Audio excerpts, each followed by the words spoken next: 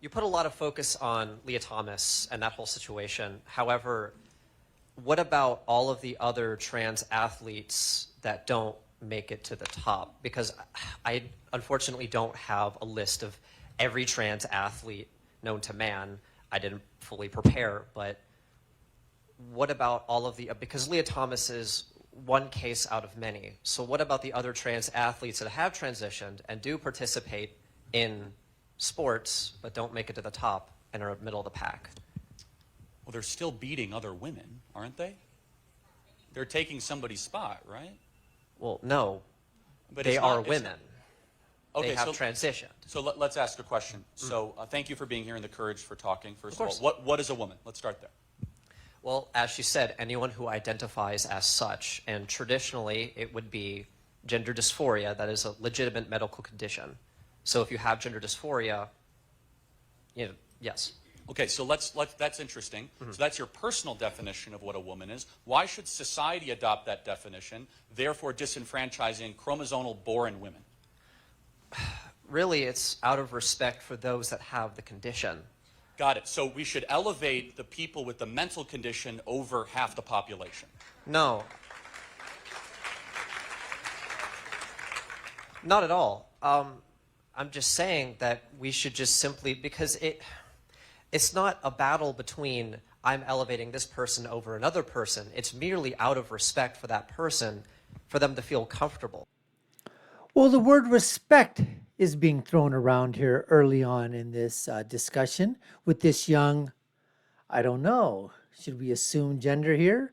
Looks clearly like a male, but looks like dressing a little bit, I would say, has some paraphernalia on, the fingernails. I would suggest those would be feminine qualities, dare I say. Or maybe I'll be mocked by the YouTube crowd on the other side. So how about we just say that this person, is that what we've been relegated to, folks? This person is talking about what?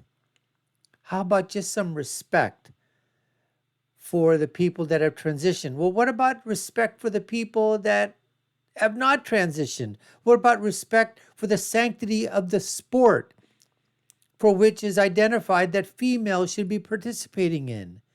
Naturally born, biological women, biological females participating in that sport, right? That's what we're talking about. We're going to get to so much more of this video, folks. Don't worry. But before we do so, I just want to go ahead and welcome everybody.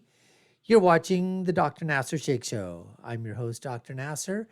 And you know what? I give you my political prescription from my political perspective, my punditry, as to what's happening when culture and politics collide. That's right, folks. So what's on tap for today? You're seeing this young man questioning Charlie Kirk at one of his events. Let's get to more of this video right now. To Okay, so participate in the sport of, Got it. their So- gender that they identify okay, as. so feeling comfortable. So giving people what they want is not always the right thing. Okay? So let me give you an example. We do not give to people with anorexia.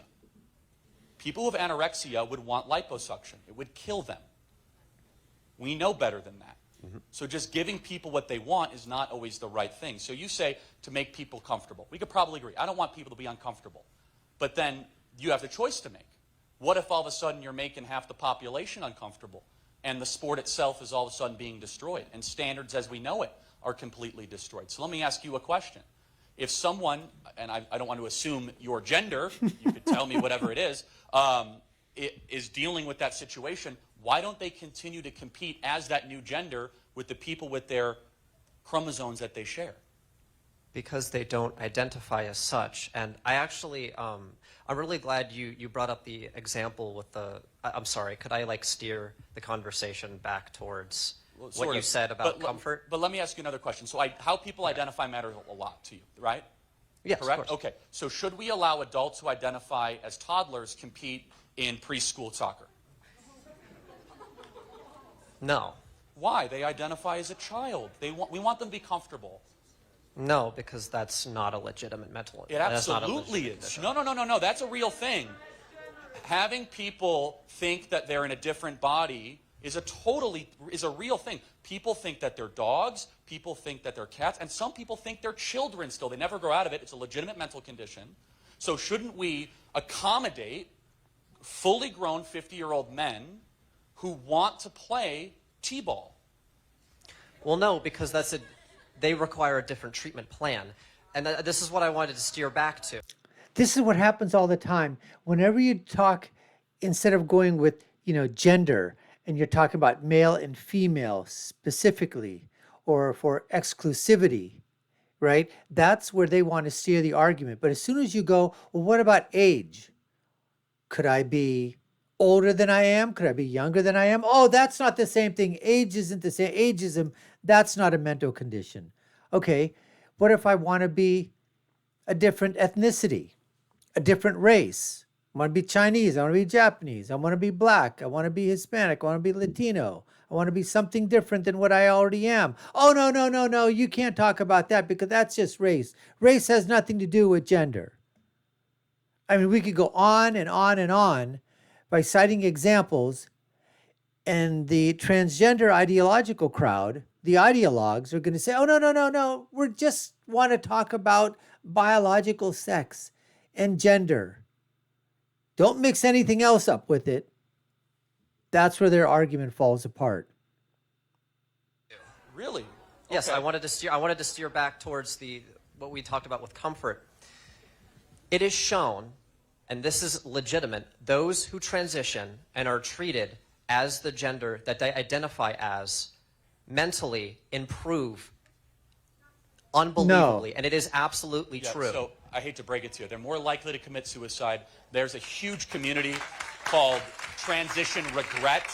I encourage you to look at it. It has 27,000 members on Facebook of people who make the chemical castration decision to transition, and that's an irreversible decision. It's a growing group of people that say, I was sold a complete bill of goods here. And so, that really is the question, which is, if it's irreversible, and you're citing some study that, honestly, the data shows exactly the opposite, is that they're more likely to commit suicide, more likely for self-harm, all these sorts of things. What is the proper way to treat it? As I said, this study has not been disproven. The reason that the suicide rate is so high is because they are bullied for who they are. See, I have seen it this is in nonsense. school, and this is a truth. And you know why I know it's nonsense? Because every single person in this room disagrees with you fundamentally and is treating you incredibly respectfully tonight. That is a pile of garbage. I know it's a pile of garbage. Of course. And so, instead, and I'll be honest, it's the people that are in those positions that end up becoming the bullies themselves, that kicked me off of Twitter. That's, and no offense, but kind of your team is the one that's super, offended that I used a name that Levine used to have. Who's the bully in this situation? Well, it's disrespectful to do that because she identifies as a woman. Was and it it is just not disrespect. Levine's That is name? why I can't speak for everyone else. I can only speak for myself at the end of the day, right? And it's just disrespectful. And it is not right to call Leah Thomas her dead name out of respect for her. Levine or whatever. But let me zero in on this, right? So it's a birth name, whatever you could call it, a dead name. It's fine. But if I were to do a biography on Thomas, and I would include that name, how is that disrespectful? Isn't that, let's take your argument at face value. Wouldn't that be a journey of transition, a courageous movement towards who you really are? Like an uplifting kind of sort of story and saga from the man I used to be and the woman I am now? How's that disrespectful? Oh, well, in that context, probably. So dead naming's now okay. I mean, maybe my tweet was all about the courageous journey of Ricardo Levine that once was named Richard and now name is Rachel. Do you see what's getting here is that you're putting a lot of preference on context and on how I identify and all of this. And your opinions, you can have your opinions. But what we're talking about tonight is how we structure society. Exactly. That's the point that Charlie is hitting right smack dab in terms of this discussion. You can have your feelings. You can have your opinions. You can have whatever you think that you want. You can have, you can think about your desires, right? But the back to the matter is, how are we structuring our talking? How are we structuring our modifiers, our adjectives? How are we talking our descriptive language? How are we talking about talking to each other? How are we talking about putting this into society? What are we doing to society when we're including all of this nonsense that men can become women and women can become men?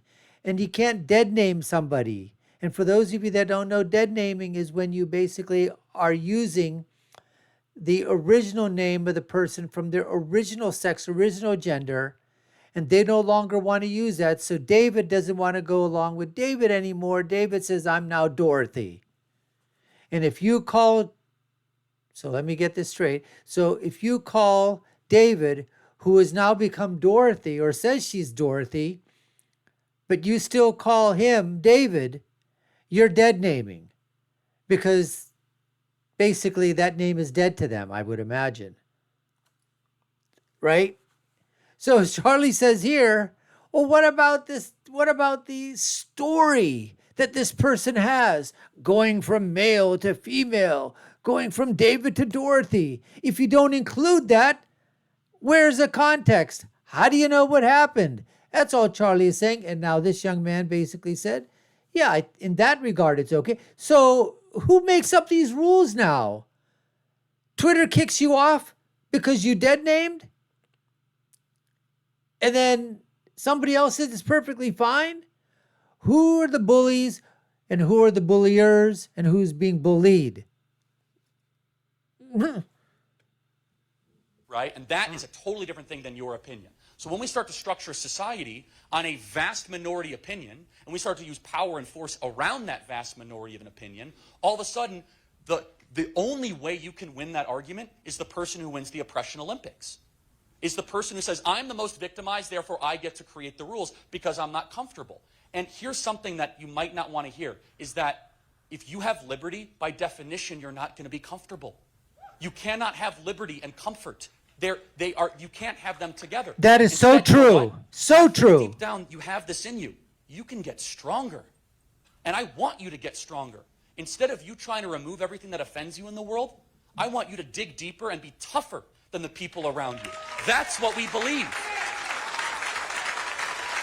Sticks and stones may break my bones, but names will never hurt me. That's what we're talking about, folks. Sticks and stones. Freedom of speech. He's free to articulate his point, this young man, being very civil, right? Being very respectful. So is Charlie. Has his opinions. He's saying them out, and the people in the crowd are letting him speak. They're not hooting and hollering at him. They're not shouting him down. They're not calling him names. Nothing like that's going on. Respect on both sides. But then finally, like Charlie is saying here, every grievance, everything that can hurt you, if you can't tolerate something, if you don't like something, that's what the left goes after and tries to say that's the situation. Oh, you're hurting someone's feelings. You're not talking right about them. You're using the wrong words, or you're using the right words, but in the wrong language, in the wrong context, the wrong speech patterns. We can't have any of that. You can't make people feel uncomfortable. You can't trigger people. If you trigger people, that's wrong. These are the words you can't say because someone's offended. Well, like Charlie said, listen, when you say something, probably half the people are going to like it, half the people aren't. What does that mean? Everybody just shuts their mouth and doesn't talk, doesn't give their opinions? There are a lot of opinions I don't like. I have to listen to them, and then we debate them, we discuss them, and we tell the other side they're wrong, and they tell us we're wrong. And then we see if we can come to common ground. And if we can't, tough. Final thought. Final thought. Yeah. Oh, final thought. Sorry. Trying to think of a final thought. At the end of the day, like, no hate towards you. I respect your opinion. Of course, like I'm not here to, cause a fight or an intense argument. I'm just saying I disagree.